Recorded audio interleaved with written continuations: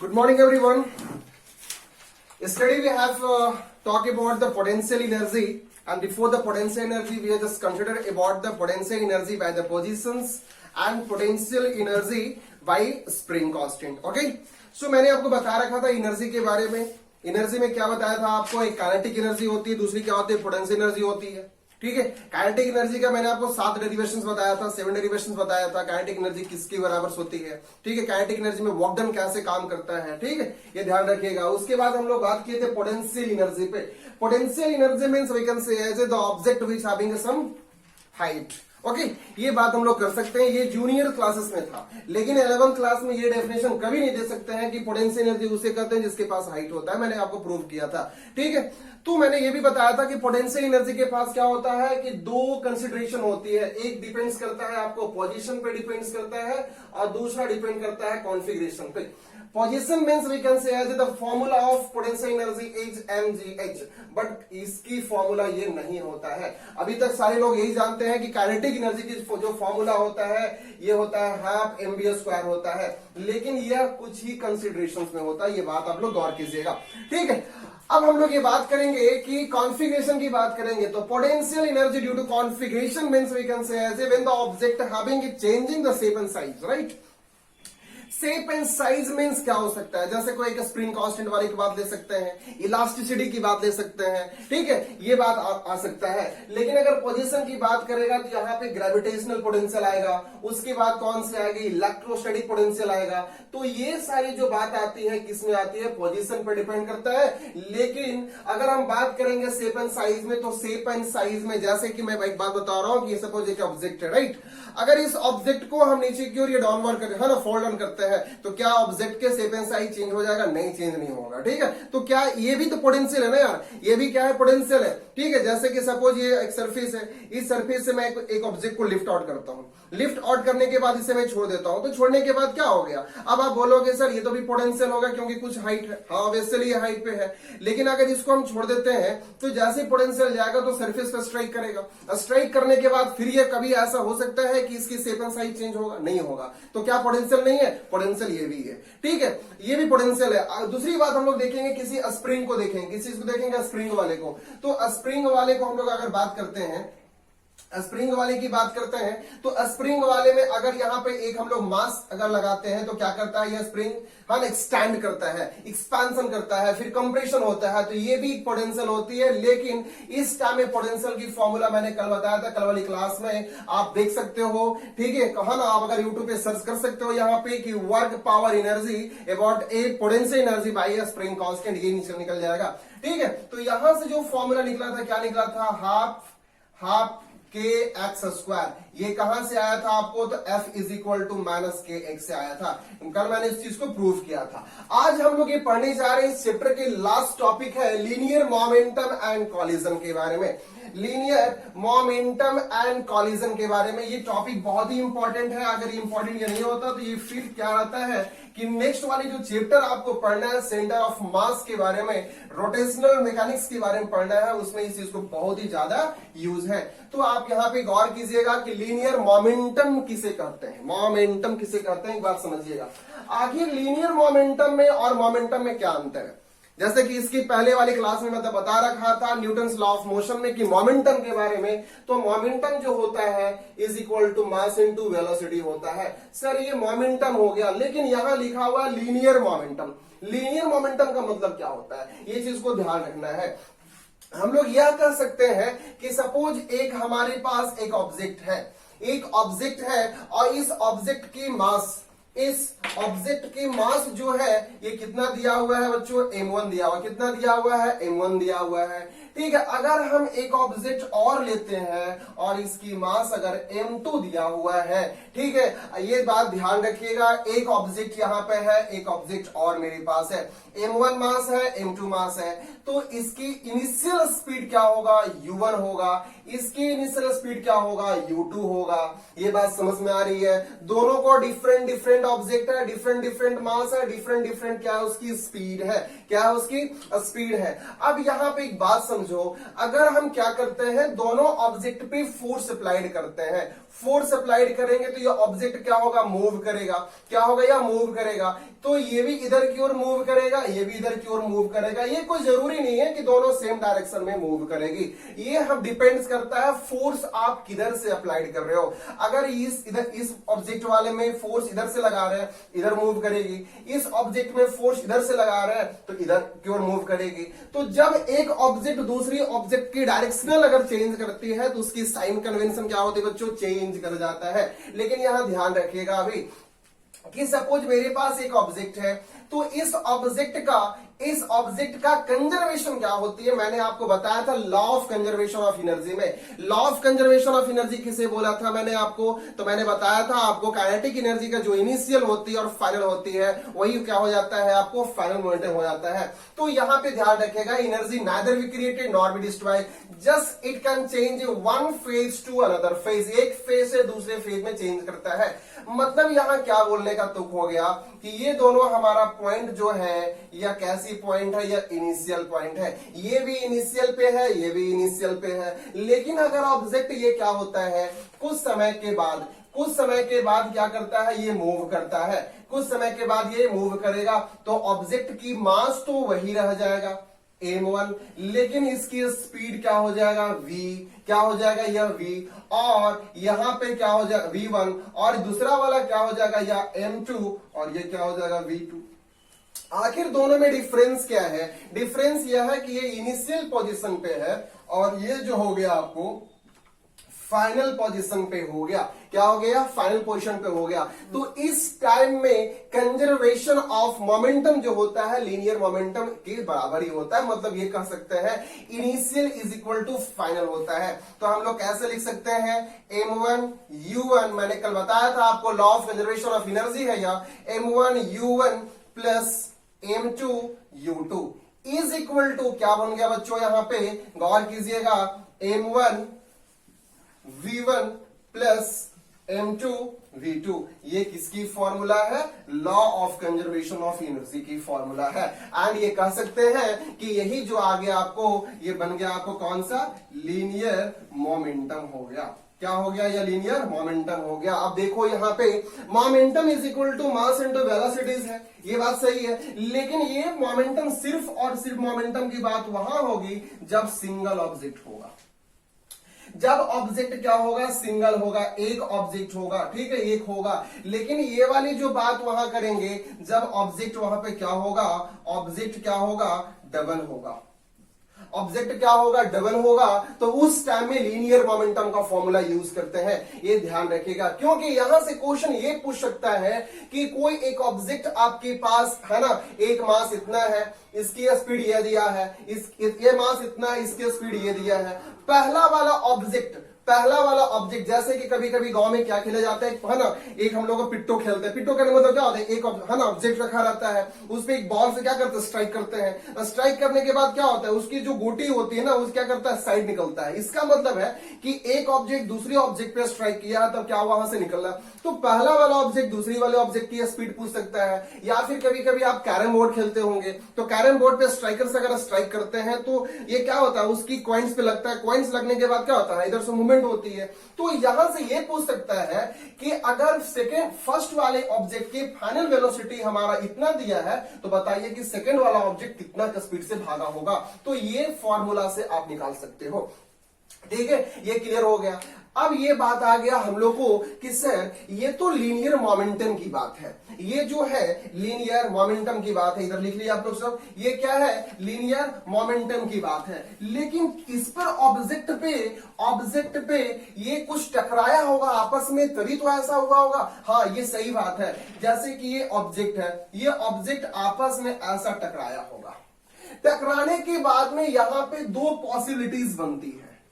दो पॉसिबिलिटीज यह बनती है कि हो सकता है कि एक ऑब्जेक्ट इधर की ओर भागा होगा और एक ऑब्जेक्ट इधर की ओर भागा होगा, ये बात हो सकती है। या फिर यह हो सकता है कि दोनों ऑब्जेक्ट की स्पीड जो होगा सेम डायरेक्शन में होगा, ये भी पॉसिबिलिटीज बनती है। तो ये जो टकराने के मतलब हुआ क्या कि ये जो आपस में टकराया है, इसी को बोला जाता है कॉलिजन। क्या कहते हैं इसको, कॉलिजन कहते हैं। कॉलिजन का मतलब क्या होता है? टकराना। क्या होता है? टकराना। तो यहां पे हम लोग डिफाइन करेंगे कॉलिजन को डिफाइन करेंगे when two object attracted to each other and generated a new speed या velocity called कॉलिजन। जब दो ऑब्जेक्ट आपस में टकराती है, टकराने के बाद न्यू स्पीड की जनरेट करती है वहां से, तब हम क्या बात करेंगे कि सर ये कॉलिजन है। कॉलिजन जो होता है ये दो प्रकार का कॉलिजन होता है। आप इस चीज को लिखेंगे, कॉलिजन कितना होता है? दो प्रकार का होता है। एक्चुअली ये तीन होता है, लेकिन हम लोग बात करेंगे दो का, क्योंकि एक हम लोग को सेंटर ऑफ मास में फिर से बात करनी है। यहां पे एक होती है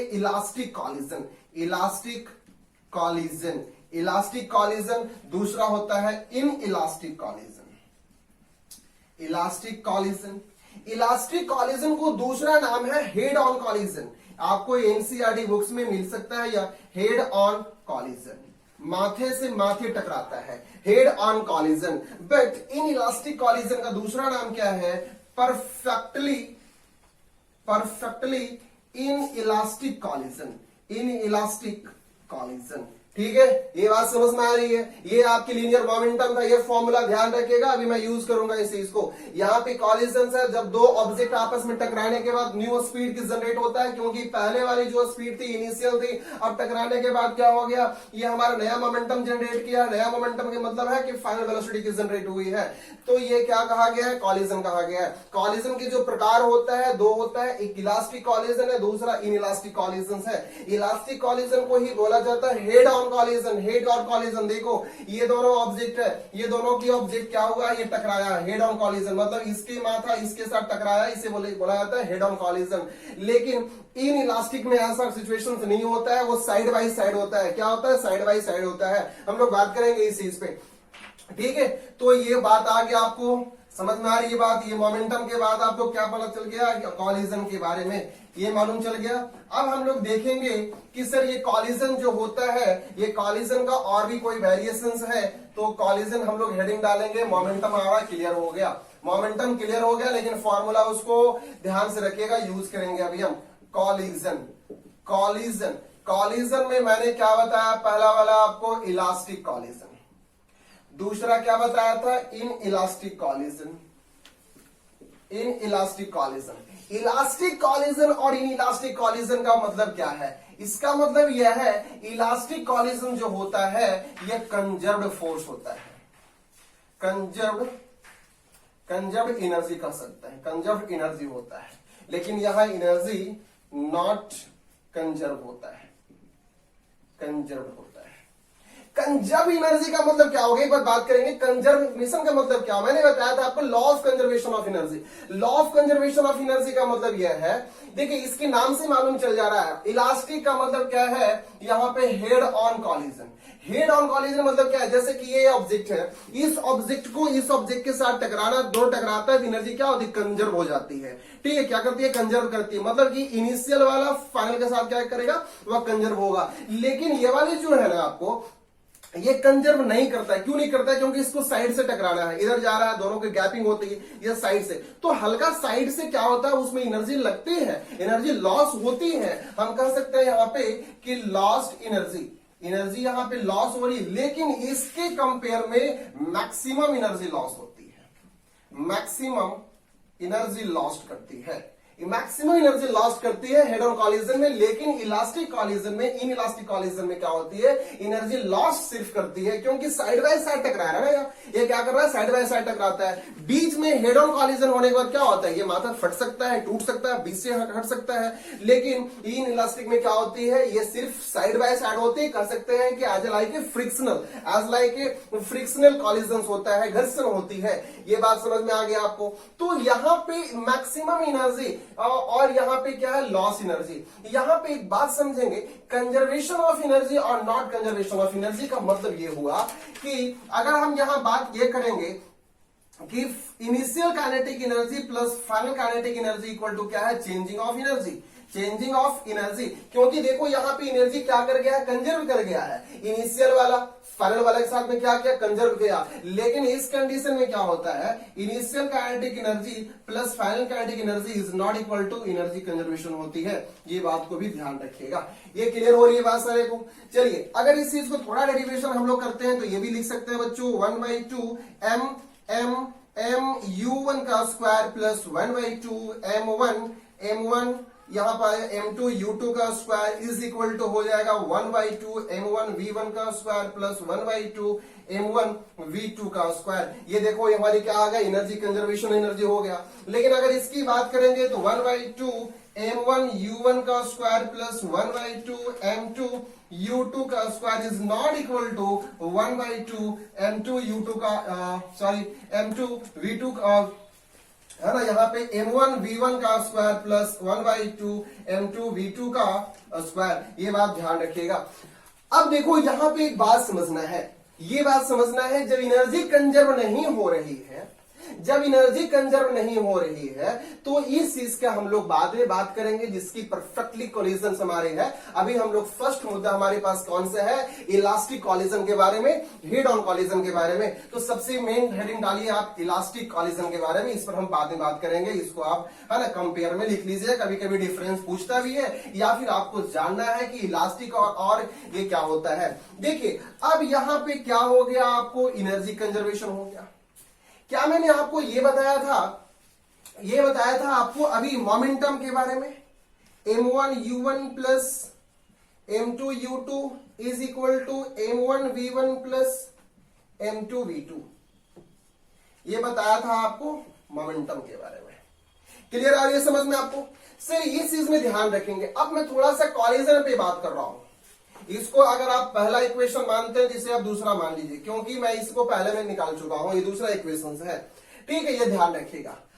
एक हमारे यहां पे देखिए फिगर समझिएगा, सपोज एक ऑब्जेक्ट हमारे पास है, दूसरी ऑब्जेक्ट हमारे पास यहां है। ये हमारे पास m1 है, ये हमारे पास m2 है, इसकी स्पीड u1 है और इसकी स्पीड u2 है। ठीक है, अभी हमारे पास ऑलरेडी ये किस चीज में है, रेस्ट पोजीशन में है। लेकिन कुछ समय के बाद ये दोनों ऑब्जेक्ट आपस में टकराएगा, जरूरी है टकराएगा। ऑब्वियसली क्या टकराने के बाद क्या होगा पता नहीं है, लेकिन टकराएगा यार। तो ये टकराया हमारा, तो टकराएगा तो क्या बन जाएगा हमारे पास m1 और m2, मतलब कि दोनों मास क्या हो गया, ऐड हो गया। दोनों मास इस पे क्या हो गई, ऐड हो गई। एक बात समझिएगा, दोनों मास ऐड हो गई और दोनों की स्पीड जो है वहां पे जाके बैलेंस कर गया। अभी तक बैलेंस है, अब कुछ देरी के बाद क्या होता है, ये इधर भागेगा या फिर इधर भागेगा, वह बात की बात है। ये मैं बात किस टाइम के कर रहा हूं, मैं ये उस टाइम की बात कर रहा हूं बिफोर कॉलिजन। कॉलिजन ही हुआ है सिर्फ, ये बाहर की ओर अभी भागा नहीं है, ये सिर्फ दोनों ऑब्जेक्ट इस पे आके यहां टकरा गया है। तो ये दोनों के मास क्या हो गया, ज्वाइंट हो गया, दोनों का स्पीड एक सेम आ गया। स्पीड यहां पे मास m1 m2 है, लेकिन स्पीड क्या है, कांस्टेंट हो गई। v1 और v2 जो आपकी कांस्टेंट हो गई। अब यहां से होने के बाद ये ऑब्जेक्ट इधर भागेगा, ऑब्जेक्ट इधर भागेगा, वो पता नहीं है, लेकिन अभी हम लोग उस पर बाद में बात करेंगे। अभी हम लोग बात कर रहे हैं किस चीज पे, बिफोर कॉलिजन पे। तो यहां पूछ सकता है कि बताइए कि when two objects attract each other then find the velocity with what velocity will attract each other। कितने की वेलोसिटी से दोनों अट्रैक्ट किया है ये बताइए मुझे। मतलब क्या है कि वेलोसिटी मुझे फाइंड करना है और वेलोसिटी यहां पे क्या है, कांस्टेंट है। तो हम ये कह सकते हैं कि v1 is equal to v2 is equal to मेरे पास v है, हमारा दोनों v है यहाँ पे फाइनल वेलोसिटीज। अब देखो अगर ये मेरा v आ गया तो क्या मैं इस चीज को ऐसा लिख सकता हूं, इक्वेशन नंबर फर्स्ट देखिए आप, इक्वेशन नंबर फर्स्ट में m1 u1 plus m2 u2 is equal to, यहां पे m1 और m2 दोनों क्या आ गया, कंबाइन हो गया, m1 प्लस m2 और बाबू यहाँ पे v1 is equal to v2 है या v2 इक्वल टू v1 है और सभी के बराबर हमारा v है, तो यहाँ क्या आ जाएगा, v आ जाएगा। अब देखिए क्या मैं इसको ऐसा लिख सकता हूं, velocity is equal to mass m1 u1 plus m2 u2 divide by m1 plus m2। ये फॉर्मूला निकल गया, ये फॉर्मूला निकल गया, वेलोसिटी निकल गया, किस टाइम निकल गया, व्हेन अट्रैक्ट ईच अदर। जब दो ऑब्जेक्ट आपस में अट्रैक्ट कर जाता है तो कितने के वेलोसिटी से अट्रैक्ट करता है, ये वेलोसिटी आप निकाल लिए, गौर कीजिएगा, ये चीज आप निकाल लिए हो। अब देखो, सपोज अगर मैं एक क्वेश्चन देता हूं, यहां पे एक क्वेश्चन देता हूं कि यहां पे एक ऑब्जेक्ट है, एक ऑब्जेक्ट की मास कितना है यहां पे, तो सर एक ऑब्जेक्ट है, उसकी मास यहां पे 1 kg है और 2 मीटर पर सेकेंड इनिशियल स्पीड है। दूसरी वाली जो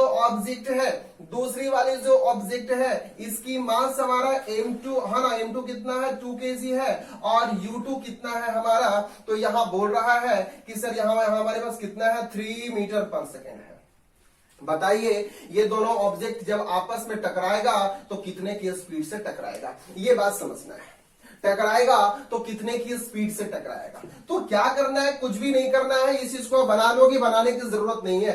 m1 की वैल्यूज पुट कीजिए, u1 की वैल्यूज पुट कीजिए, m2 की वैल्यू पुट कीजिए, u2 की वैल्यू पुट कीजिए, m1 प्लस m2 कीजिएगा, ये v निकल जाएगा और ये v क्या है आपका, ये वही v है जितने के स्पीड से वह टकराया है ना, ये चीज निकल गया आपको, ये समझ में बात आ रही है। चलिए ठीक है, ये लिख लिया आप लोग सब, है ना, हो गया। ओके, अब हम लोग ये देखेंगे यहां पे कि सर अगर एक दूसरे से टकराता है तो क्या एनर्जी भी लॉस करता है। मैं यहां पे फॉर्मूला लिख देता हूं, यहां पे अभी क्या था आपको, m1 u1 plus m2 u2 divide by m1 plus m2, ये फॉर्मूला मैंने अभी आपको बताया था।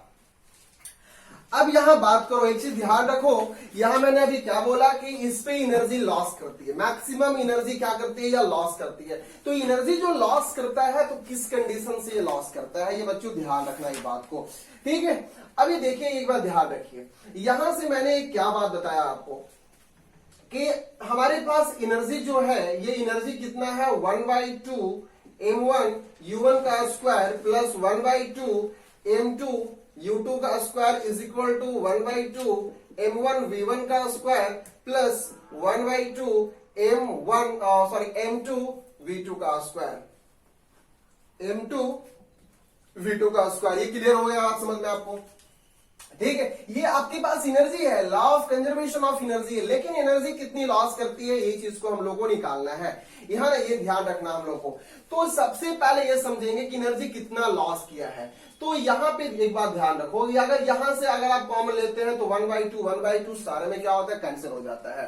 1/2 क्या होता है, यहां से कैंसिल होता है। मेरे पास क्या बचा है, यहाँ पे गौर कीजिएगा आप, ठीक है। यहां से एक बचा मेरे पास m1 u1 का स्क्वायर प्लस m2 u2 का square is equal to m1 v1 का स्क्वायर प्लस m2 v2 का स्क्वायर। ओके, ये बात समझ में आ रही है आपको, ठीक है, ये बात समझ में आ रही है। अब देखिए यहां से क्या करना है आपको, एक बात ध्यान रखिएगा, अगर ये बात आपको क्लियर हो गया तो यहां से आपको क्या करना है, दो स्पीड निकालना है। एक हमारा निकालना है कि सपोज एक स्पीड हमारे पास, ये एक ऑब्जेक्ट है, दूसरा ऑब्जेक्ट यह है। तो क्वेश्चन ये भी तो हो सकता है ना कि सर यहां पर तो निकाले थे कि कितने की स्पीड से टकराता है, ये v निकाल दिए थे, ये v हम लोग निकाल दिए थे। लेकिन ये भी तो बात हो सकती है कि पहली वाली ऑब्जेक्ट का स्पीड क्या होगा और दूसरी वाले ऑब्जेक्ट का स्पीड क्या होगा। पहले वाले ऑब्जेक्ट का स्पीड क्या होगा, दूसरे वाले ऑब्जेक्ट का स्पीड क्या होगा, हम यहां से फाइंड कर सकते हैं ये एनर्जी से। तो हम जब v1 फाइंड करेंगे तो हम यहां से क्या लिख सकते हैं, m1 u1 का स्क्वायर यहां हो जाएगा m2 u2 का स्क्वायर, ये इधर हो जाएगा m2, ये हो जाएगा आपको v2 का square is equal to m1 v1 का स्क्वायर। क्योंकि हम निकाल रहे हैं फर्स्ट ऑब्जेक्ट की वेलोसिटी के बारे में। तो यहां से अब हम क्या कर सकते हैं, एक बार गौर कीजिएगा आप लोग, यहां से हम ये कर सकते हैं m1 u1 का स्क्वायर प्लस m2 अगर आप कॉमन लेते हैं तो u2 स्क्वायर माइनस v2 का स्क्वायर, है ना, इज इक्वल टू v1 का स्क्वायर डिवाइड बाई क्या हो जाएगा यहां से m1। डिवाइड बाई m1 हो जाएगी, ये ध्यान रखिएगा आप। अगर हम यहां से थोड़ा सा और भी अगर हम चेंजिंग करते हैं तो ये बात ऐसा भी आपको बुक में दिया हुआ है, ठीक है, क्या दिया हुआ है ये ध्यान रखिए। यहां से m1 u1 का square divide by m1 plus m2 by m1। अब देखिए a square minus B square पे है, क्या मैं इसको ऐसा भी लिख सकते हैं यहां पे u2 plus v2 into u2 minus v2 is equal to, अब देखो यहां पे v1 का स्क्वायर है, v1 का स्क्वायर है, तो यहां पे ऐसे भी अगर आप चाहोगे तो यहां m1 से m1 कैंसिल कर दोगे तो ये सिर्फ बचेगा आपको, ठीक है। यहां से क्या बचेगा, m1 का square plus m2 by m1 into v2 u2 plus v2 into v2 minus u2 minus v2 is equal to v1। और इसके ऊपर आप क्या कर सकते हो, रूट चढ़ा सकते हो, तो यहां से आपको v की वैल्यू भी निकल जाएगा। क्या निकल जाएगा, v की वैल्यू निकल जाएगा। जो पता करना है हम लोग को, ये पता करना है कि v1 की स्पीड क्या है, v1 का स्पीड क्या है। इस चीज को आप पहले जल्दी से लिख लो, जल्दी से लिख लो, क्योंकि इसमें से क्वेश्चन ये पूछ सकता है कि पहले वाले ऑब्जेक्ट का स्पीड क्या होगा, दूसरे वाले का क्या होगा। जल्दी से लिखो इसे। ओके, हो गया यहां से। अब देखिए यहां पे एक बात समझना है कि कभी क्वेश्चंस, एक और भी क्वेश्चंस क्या पूछता है, energy lost by object before collision. अभी तक आपने क्या देखे थे, मोमेंटम निकालने के लिए, स्पीड निकालने के लिए, वेलोसिटीज निकालने के लिए, लेकिन ये क्वेश्चन हम लोग बात करेंगे energy lost by object before collision. Collision होने के पहले, कॉलिजन होने के पहले वहां पे बताइए एनर्जी कितना लॉस किया होगा। तो देखो बाबू, ये वाला आपका, ये वाली बात जो है ना, ये क्या है, E1 है, ये क्या है, E1 है, मतलब कि E1 is equal to initial equal to क्या हो गया, 1/2 m1 u1 का स्क्वायर प्लस 1/2 m2 u2 का स्क्वायर।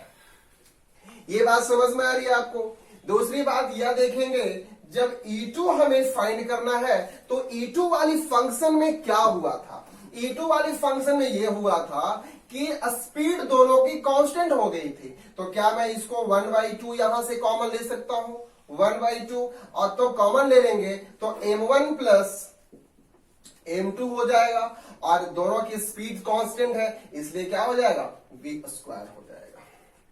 क्या हो जाएगा यहाँ पे, v स्क्वायर हो जाएगा। ये बात समझिए। अब देखिए एनर्जी लॉस इक्वल टू क्या होता है, यहाँ पे गौर कीजिएगा आप लोग, ठीक है, E1 माइनस E2।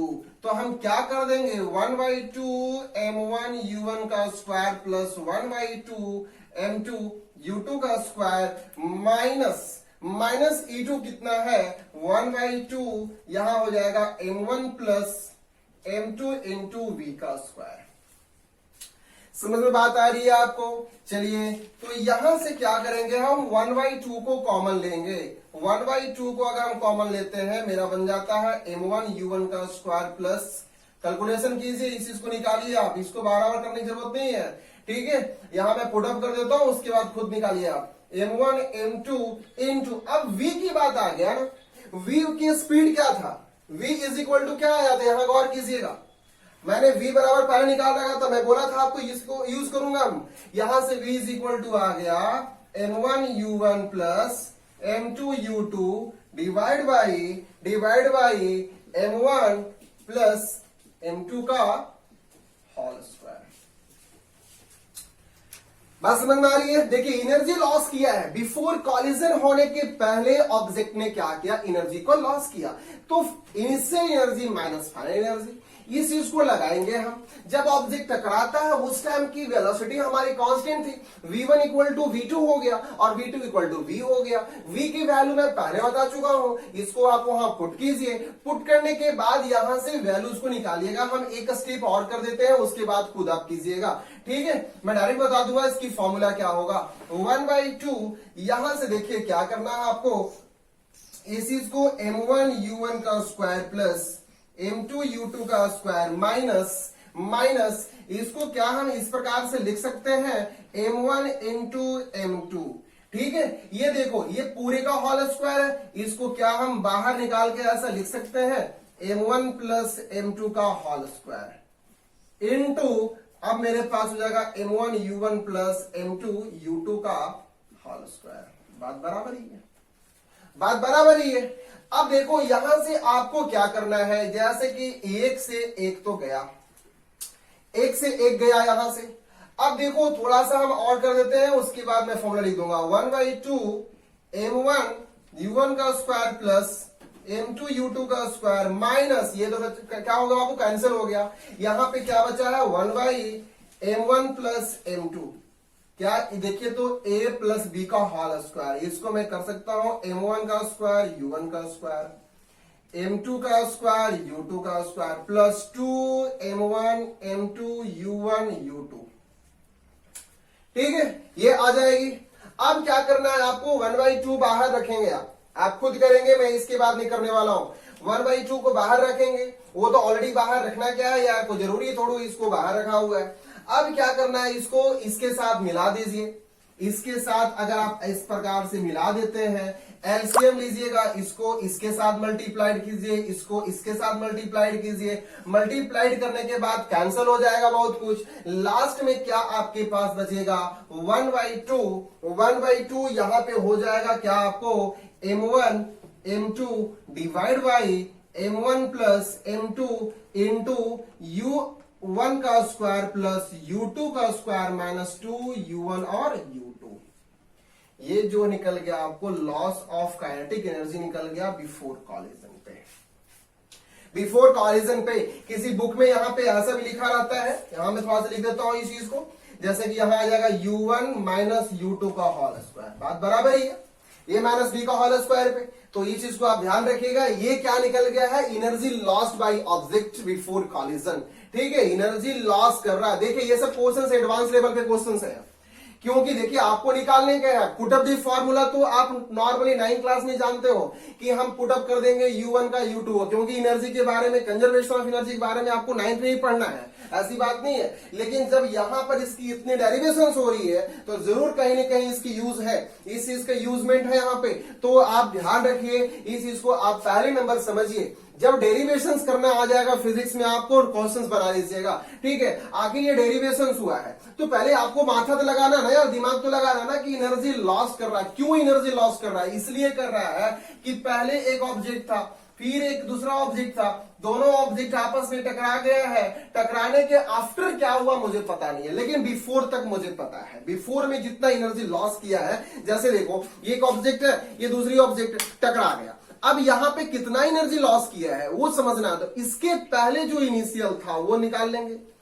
फाइनल निकाल लेंगे, दोनों घटाएंगे, घटाने के बाद अब क्या करेंगे हमारा इनिशियल। देखो तो यहां पे कोई फाइनल की वेलोसिटीज है इस फॉर्मूला में, ये फाइनल है नहीं है, क्योंकि अगर यहां पे निकालना होता आफ्टर कॉलिजन तो v1 और v2 की कंसिडरेशन आता, लेकिन यहां क्या आया है u1 u2। इसका मतलब है u क्या है इनिशियल स्पीड है, इसलिए हमें क्या बात करेंगे बिफोर कॉलिजन का। ये क्या हो गया बिफोर कॉलिजन का। इसी प्रकार से मैं आज आपको बता दूंगा आफ्टर कॉलिजन के बारे में। ठीक है, आफ्टर कॉलिजन के बारे में जल्दी इसको लिख डालो, एक बार जल्दी से लिखो इस चीज को।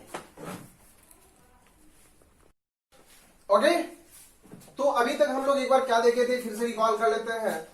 लीनियर मोमेंटम एंड कॉलिजन के बारे में देखे हम लोग है। ठीक है, लीनियर मोमेंटम क्या है? Linear momentum is nothing but it is a conservation of momentum. Conservation of momentum means we can say as the initial momentum is equal to the final momentum. ठीक है, ये ध्यान रखिएगा, इस पर से क्वेश्चन भी आता है। जैसे कि आप यहां भी ये बात कर सकते हो, जैसे बुलेट वाले भी क्वेश्चन था इस पर आता है, या फिर अगर गन से अगर बुलेट निकल रही है, बुलेट जाके किसी दीवार पे अट्रैक कर रही है, वहां स्ट्राइक करती है, तो वहां स्ट्राइक करेगी तो वहां से भी कुछ ऑब्जेक्ट बाहर निकलेगा। अरे यार, जैसे कि अगर गन से अगर बुलेट निकल रही है तो अगर वह बुलेट दीवार पे स्ट्राइक किया जाके तो दीवार से भी मटेरियल कुछ तो बाहर की ओर निकलेगा ना, तो वो मटेरियल कितना क्या स्पीड से भागेगा। या फिर अगर आपकी खोपड़ी पर अगर है ना, बुलेट लगती है तो आप कितने के स्पीड से भागते हो, आपकी खोपड़ी कितने का स्पीड से वो धज्जियां उड़ती है, तो ये बात समझना है कि उसकी स्पीड में क्या डिफरेंस आती है।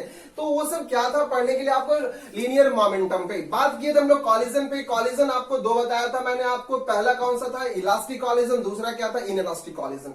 इन इलास्टिक कॉलिजन आपको सेंटर ऑफ मास में मैं फिर बताऊंगा, कोई प्रॉब्लम नहीं है, लेकिन अभी तक हम लोग जो सिलेबस में पढ़ना है इलास्टिक कॉलिजन के बारे में। इलास्टिक कॉलिजन में यह समझना है आपको कि जब भी कोई ऑब्जेक्ट इनिशियल पॉइंट पे होती है, अगर वो ऑब्जेक्ट आपस में अट्रैक्ट करती है तो उस टाइम स्पीड क्या होगा, ठीक है, उस टाइम कितने एनर्जी को लॉस करेगा, और अगर वहां पे टकराने के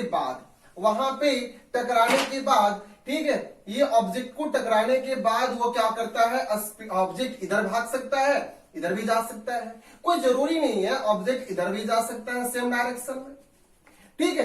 तो आफ्टर कॉलिजन हमारा एनर्जी कितना लॉस करेगा, इस चीज के बारे में हम लोग को फाइंड करना है, या फिर यहां से ये ध्यान रखना है कि आफ्टर कॉलिजन पे हमारा इसकी स्पीड v1 कितना होगा और v2 कितना होगा, ये हमको फाइंड करना है आफ्टर कॉलिजन पे। अब देखो यहां पे एक बात समझिए आप कि आफ्टर कॉलिजन को हमें फाइंड करने के लिए हमें दो चीज की जरूरत है। पहला क्या जरूरत है हमें, पहला जरूरत है लीनियर मोमेंटम को। ये क्या है, m1 u1 plus m2 u2 is equal to, यहां आ गया m1 v1 plus m2 v2। ये बात समझ में आ रही है आपको, ये बात समझ में आ रही है, यहां से आप क्या कर सकते हो, निकाल सकते हो। अब देखो क्या मैं इस चीज को ऐसा लिख सकता हूं, m1 वाला एक कंडीशन को मैं एक कर सकता हूं, m1 u1 minus m1 v1, दोनों को एक साइड में कर दिया, ठीक है। अब यहां से क्या हो गया, इसको इधर की ओर कर दो, m2 v2 minus m2 u2। समझ में बात आ रही है आपको, क्या यहां से हम m1 को कॉमन लेते हैं, u1 minus v1 is equal to m2 v2 minus u2, ये पहला इक्वेशन डालते हैं हम लोग, ओके, समझ में आ रही है। अब देखेंगे हम लोग किस चीज पे, कंजर्वेशन ऑफ एनर्जी पे बात करते हैं। तो कंजर्वेशन ऑफ एनर्जी में क्या फॉर्मूला है, 1/2 m1 u1 का स्क्वायर प्लस 1/2 m2 u2 का square is equal to 1/2 m1 v1 का स्क्वायर प्लस 1/2 m2 v2 का स्क्वायर। समझ बात आ रही है, यहां से 1/2 कैंसिल है, यहां पे है, ठीक है। अब हम क्या करेंगे, दोनों साइड को हम एक साइड लेंगे, देखिए m1 वाले को क्या कर दिए, m1 u1 का स्क्वायर माइनस m1 v1 का square is equal to m2 v2 minus यहां से हो जाएगा क्या आपको, v2 का स्क्वायर, यहां से हो जाएगा m2 u2 का स्क्वायर। ये इक्वेशन क्या आ गया, दूसरा आ गया। ये बात समझ में आ रही है आपको, ठीक है, इस प्रकार से आप कर देंगे। आप क्या इस चीज को ऐसे भी किया जा सकता है, m1 को कॉमन लेंगे तो u1 का स्क्वायर माइनस v1 का स्क्वायर होगा, इज इक्वल टू अगर m2 को कॉमन लेंगे तो v2 का स्क्वायर माइनस u2 का स्क्वायर आएगा। समझिएगा ये बात को, ठीक है, ध्यान रखिएगा इस चीज में। क्या इस चीज को मैं ऐसे भी लिख सकता हूं, m1 a square minus B square है, a plus B minus A minus B, क्या हो जाएगा यहां से u1 plus v1 into u1 minus v1 is equal to m2, ये भी तो बात वही चीज है ना यार, v2 plus u2 into v2 minus u2। ये समझिए बात को आप। अब क्या करते हैं, इसको हमने दूसरा इक्वेशन मानते हैं, ठीक है, सॉरी इसको माने तो दूसरा इक्वेशन, दूसरा इसको मान लिया। अब क्या कीजिए, इक्वेशन 2 को 1 से डिवाइड कीजिए। इक्वेशन 2 को 1 से डिवाइड करेंगे तो क्या मैं इसके नीचे कर सकता हूं डायरेक्ट, मैं ऐसा ही m1 u1 minus v1 is equal to m2 v2 minus u2। बात समझ में आ रही है।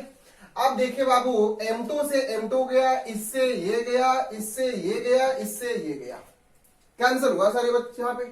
अब देखो यहां पे मेरे पास क्या बचा है, गौर कीजिएगा आप, u1 plus v1 is equal to v2 plus u2। v2 plus u2। देखिए ये बात आ गया, समझ में आ रही है। अगर हम इसी चीज को अगर ऐसा लिख देते हैं u1 plus v1 divide by v2 plus u2, या फिर अगर आपको ऐसा लग रहा है तो इस प्रकार से लिख दीजिए आप v2 प्लस, एक्स्ट्रा ध्यान रखिएगा, एक्स्ट्रा नहीं है ये, आपको इनइलास्टिक कॉलिजन्स की बात बता रहा हूं, बस यही थोड़ा सा इसमें है। v2 plus u2 divide by u1 plus v1 is equal to क्या हो सकता है, जब ये इसके डिवाइड ये करेंगे तो इसके बराबर भी कुछ होना चाहिए। हाँ है सर, कोफिशिएंट ऑफ इलास्टिसिटी, इसे क्या बोलते हैं, ई की वैल्यूज है, क्या बोलेंगे, coefficient of elasticity on resolution. समझ में बात आ रही है आपको। अगर यहां पे दो केस बनती है, E इज इक्वल टू अगर 1 हो जाएगा, E का वैल्यू अगर 1 होगा तो अब यहां से v2 plus u2 is equal to u1 plus v1 होगा। दूसरा, अगर E की वैल्यू अगर 0 होगा, उस पर कोई भी इलास्टिसिटी नहीं है, कोई भी फ्रिक्शन नहीं है, तब यहां पे क्या हो जाएगा, इसके बराबर 0, तो हम लिख सकते हैं v2 equal to minus u2 होगा। ये कंडीशन समझिएगा बात, आप समझ में आ रही है बात को, ये आपको आ गया। हमें निकालना क्या था कि पहली वाली ऑब्जेक्ट की स्पीड क्या होगा, फाइनल स्पीड क्या होगा, वो कितनी का स्पीड से मूवमेंट करेगी, और सेकेंड वाला कितना का स्पीड से मूवमेंट करेगा। तो क्या यहां से मैं निकाल सकता हूं v2 प्लस u2, इसको इधर लेके चले आएंगे minus u1 is equal to मेरे पास क्या बचेगा, v1 बचेगा। तो यहां से मेरा स्पीड निकल गया v1 का भी स्पीड निकल गया। अब आप ये क्वेश्चन पूछ सकते हैं कि सर कोई जरूरी तो नहीं है कि मुझे v2 का स्पीड पता है। मुझे v2 का अगर स्पीड नहीं पता है तो हम कैसे निकाल सकते हैं, तो यहां से आपको कुछ नहीं करना है, v1 की वैल्यूज को आपको मोमेंटम वाले पे पुट कर देना है, क्योंकि वहां पे आपको v2 v1 वहां दिया रहेगा, एक कंडीशन से आपको दिया रहेगा। अगर वहां से भी रखोगे तो मास कैंसिल होने के बाद फॉर्मूला यही बन जाती है, इसलिए v1 की यहां से आप फाइंड कर सकते हो। अगर v2 की बात करेगा तो v2 इक्वल टू क्या कर सकते हो, u1 plus v1 minus u2, ये फॉर्मूला हो जाएगा आपको v2 का। क्या किसका फॉर्मूला हो जाएगा, v2 का। तो ये जो बात थी आपका वेलोसिटी आफ्टर कॉलिजन का ये पर्पस था, यहां से ध्यान रखिएगा। तो यहां से आप निकाल सकते हो कि बिफोर कॉलिजन का एनर्जी क्या लॉस किया है, आफ्टर कॉलिजन एनर्जी क्या लॉस किया है, ठीक है। अब आफ्टर कॉलिजन होने के बाद स्पीड क्या होगी, बिफोर कॉलिजन होने के बाद स्पीड क्या होगी, और बस यहां समझ जाना है आपको। उसके बाद क्या करना है, एक इक्वेशन लेना है कंजर्वेशन ऑफ मोमेंटम का, दूसरा लेना है एनर्जी का, एनर्जी वाले को डिवाइड कर देना है आपको इसके द्वारा में, इससे क्या निकल जाएगा, ये निकल जाएगा। देखो ये सब क्या हो गया, कैंसिल होने के बाद क्या बचा है, u1 plus v1 is equal to u2 plus v2 हो गया यहां से। अब देखिए यहां पे क्या आ गया, यहां से आप निकाल सकते हो, अगर दोनों की अगर उसमें रेस्टिलेशन आपकी है, वहां पे कोएफिशिएंट ऑफ इलास्टिसिटी है, तो e की वैल्यू अगर 1 दिया हुआ है तो इसके बराबर ये होगा।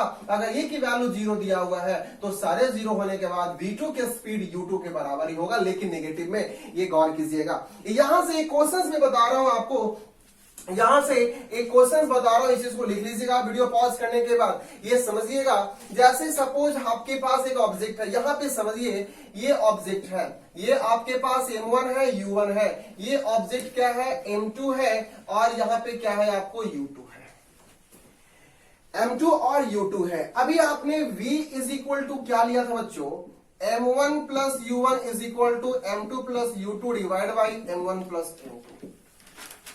ये फॉर्मूला किस टाइम के लिए सुटेबल है, ध्यान रखिएगा। ये फॉर्मूला उस टाइम के लिए सुटेबल है जब भी कोई ऑब्जेक्ट दोनों सेम डायरेक्शन में मूवमेंट करेगा तो ये आएगा। तो यहां पे आप केस लिख दीजिए, कंडीशन लिख दीजिए, नोट बना के लिख दीजिए कि इफ अगर वेलोसिटी अगर पॉजिटिव आ गया, वेलोसिटी पॉजिटिव आया, इसका मतलब है कि सेम साइड में जा रहा ऑब्जेक्ट, दोनों सेम डायरेक्शन में जा रहा है। अगर वेलोसिटी की डायरेक्शंस, अगर वेलोसिटी की वैल्यू जो आपको निगेटिव आ गया, इसका मतलब है बोथ आर अपोजिट, दोनों क्या है, अपोजिट, इधर से इधर की ओर अपोजिट है, इधर की ओर अपोजिट है। देखो जैसे ये ऑब्जेक्ट आपके इधर की ओर जा रहा है, ये ऑब्जेक्ट की मूवमेंट इधर की ओर है, और ये दोनों जाके यहां पे क्या किया, हेड ऑन कॉलिजन किया है। तो बताइए कि स्पीड क्या होगा। तो आपको क्या करना होगा, इसकी वैल्यू लीजिए, प्लस यहां पे साइन प्लस रहने दीजिए, और u2 की वैल्यू जो होगा ना माइनस की ओर होगा, तो प्लस माइनस क्या होगा, माइनस हो जाएगा यहां पे। तो इस कंडीशन में जब भी ए वाली स्पीड अगर इस ऑब्जेक्ट का अपोजिट रहेगा, तो यहां पे v की वैल्यू क्या लेंगे, माइनस में लेंगे। v या u की वैल्यू जो है आपको क्या लेंगे, माइनस में लेंगे। तो ये टोटली बात क्या था, आपको कॉलिजन के ऊपर में था। ठीक है, ये आज आपकी ये वर्क पावर एनर्जी का ये लास्ट टॉपिक था, लीनियर मोमेंटम एंड कॉलिजन पे। मोमेंटम में हम लोग ये भी देख लिए, कंजर्वेशन ऑफ मोमेंटम देख लिए, बिफोर कॉलिजन की बात कर लिए, कॉलिजन एट कॉलिजन की टाइम बात कर लिए, आफ्टर कॉलिजन की हम लोग बात कर लिए। तो यहां से आपका ये चैप्टर क्या होता है, खंडे खत्म हो जाता है, यहां से ध्यान रखिएगा। तो ये आपका क्या हो गया, लास्ट कर गया, ये चैप्टर नंबर 6, चैप्टर नंबर क्या हो गया, ये लास्ट कर गया है। नेक्स्ट हम लोग बात करेंगे, नेक्स्ट बात करेंगे सेंटर ऑफ मास पे बात करेंगे, सेंटर ऑफ मास पे बात करेंगे, चैप्टर नंबर 7 पे बात करेंगे। ठीक है, और इसकी जितने भी नोट्स है मैं पीडीएफ फाइल में नीचे डिस्क्रिप्शन में डाल दूंगा, और ध्यान रखिएगा उसमें मैंने कुछ आपको क्वेश्चन भी दे दूंगा। ठीक है, ये क्लियर हो गया आपको। तो आज के लिए हम लोग को thanks, okay, thank you everyone.